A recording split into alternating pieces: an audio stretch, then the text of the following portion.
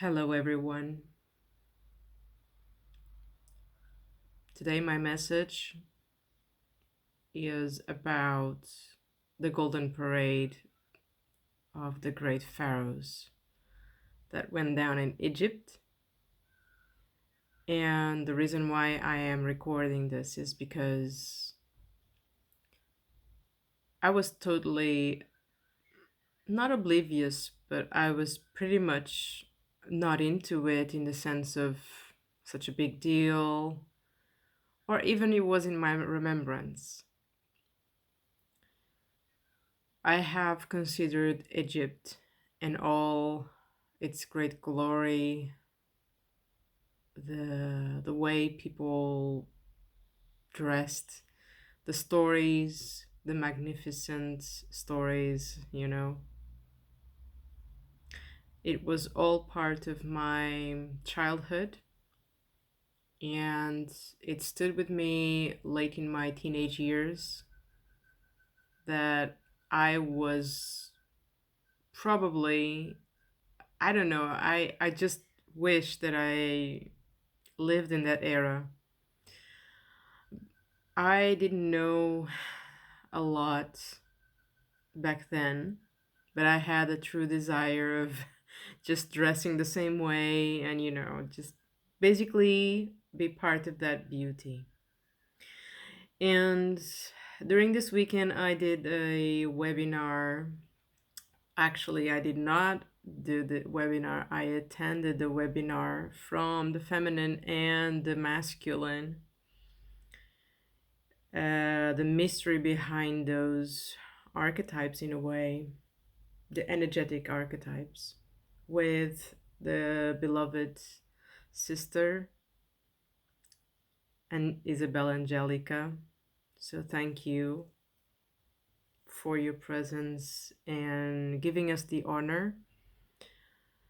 And it was then that you presented us the Golden Parade, which was magnificent, and it revived some parts in me that I was not expecting at all, and that created the most impact, I would say. So now that it has been like 2 days, now that it has been those 2 days, today I revisited the whole parade. I did skip some parts though, but I wanted to see how it went. And bear in mind that I had to put makeup because my face was just a mess. But then, nonetheless, the message here is that when I watched the parade, it suddenly pulled from inside of my cells whatever it was encrypted or is still encrypted in here, a massive amount of emotion and reverence. I have no memories obviously in this lifetime, but I do have a sense from early age, in this lifetime at least, that I remember. Like I said, that I lived in that era. Not just that it was a wish, but I do honestly feel that I must have lived in that time. It's impossible not to. My cells speak to me, and despite of not remembering how to talk the language, it's fine. It's in me. I understand a lot of magic that used to belong to that time. And so I was very emotional by the actual parade, to actually see the vehicles just transporting the pharaohs to another destination, to the museum actually. And I kept asking the dear spirit, what was this? What happened? why am I crying so much? I mean, if you look at it very basically, it's just vehicles transporting the remains of our reminiscence of humankind, our history, isn't it? But for me, it was more than that. It was a time of beauty. It was a time where things work differently. Potentially some unfinished businesses that were left. There is an importance during that time, or those times actually, because it has been quite a lot in between each pharaoh. So for me, when I ask these questions, the majority of the crying was once because it's an honor to revisit them, to revisit each one of them. It's the reverence, the respect, not just of this lifetime towards what he was, but in the end, when the parade was actually finishing on their arrival to the museum, they stopped the cars um, like in a straight line, well, not in a straight line, but all one after another. And I kept asking, what is this meaning? Because I kept crying and I didn't know what else to do apart from respecting that flow of emotion that resided in me. So the spirit kept answering just because it was then.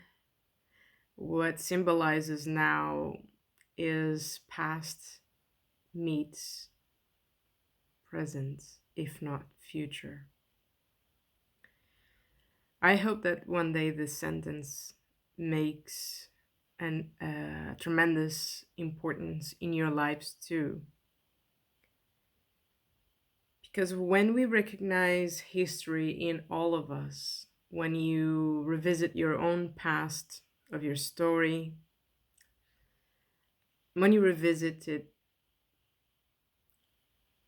it just reminds you of how much you have lived, probably suffered, probably smiled, probably experienced quite a few things, and you are so grateful.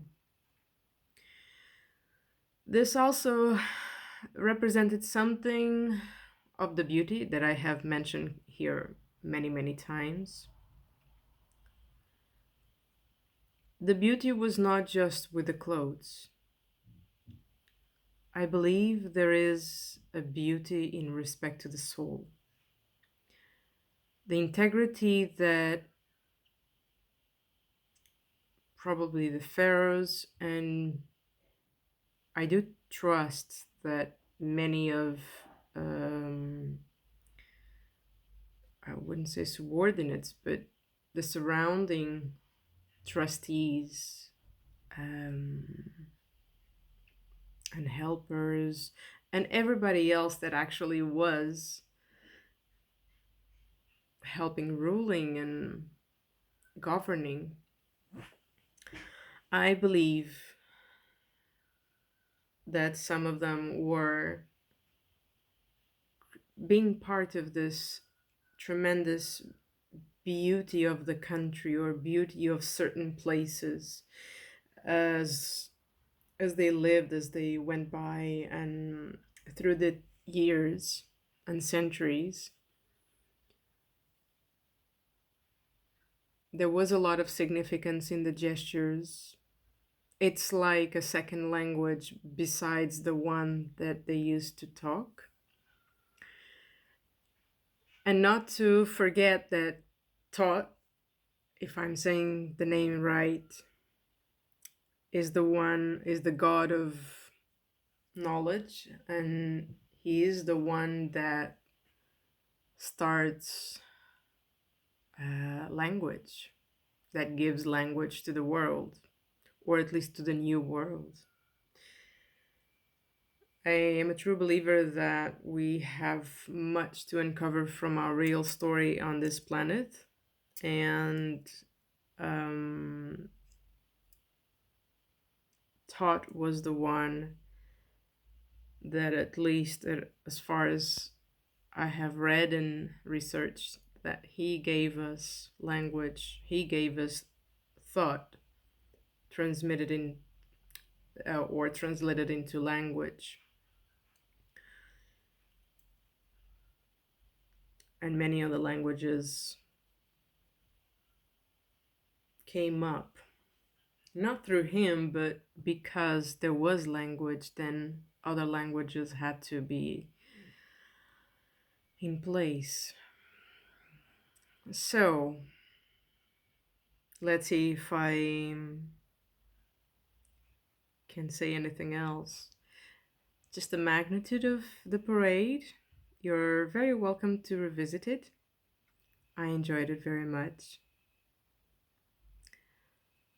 I'm going to process all this information as well, but I would like to let you know that if you do feel this way sometimes with any other subjects in life that come to you, and you don't know what's happening, and suddenly you cry, and you know it's very painful, you will recognize when it's happiness, when you cry out of happiness. This was a mixture of pain, of meeting the past, how beautiful the whole thing is, how it was built in this world. And one of the wishes that I had by watching the whole parade was that it's so magnificent, the whole thing, when compared to what we are going across the whole globe. It feels like a joke, because why can't we be in this peaceful way of reverencing our past and be all living in peace? I'm sure that when there is peace, which is very close to happen, my body cells will start pulling out these emotions, pulling the crap out of me, basically. And it's like you want the paradise, as they used to say, the paradise of heaven or our spiritual self here on earth. I understand now that the language that we have been receiving, or the channelings we have been receiving, are more about first understanding our emotions in our body, understanding them not just with the mind, but with all the chakras, all the levels of energy that we have inside. And then the evolution is to remember who we are in nature, that we don't need to attack one another, that we actually have a voice and we may use the words as our weapons. And even so, it's unnecessary at times. I have learned as well that telepathy is just another way of communication. The same way that channeling happened, telepathy is, it's how our brain is going to be rewiring next, because the same way we have that for computers, with the antennas, with the Wi-Fi's or the Bluetooth and whatnot, those kind of mystery sort of connections. When I say mystery, it's just because they're not physical. You cannot touch them, but you know it's there. And so telepathy is, in a way, that kind of communication, but in humans. And it's interesting how we don't question so much why telepathy, the word itself, is in the dictionary. And most of them don't believe that telepathy is a thing. So I just truly wish that you are well on that side of the screen. And I wanted to share with you this message from the Golden Parade with reverence to our dear pharaohs. And I hope they have touched you similarly that they have touched me. And I revere to the one that you are. Thank you for your presence, and I'll see you soon.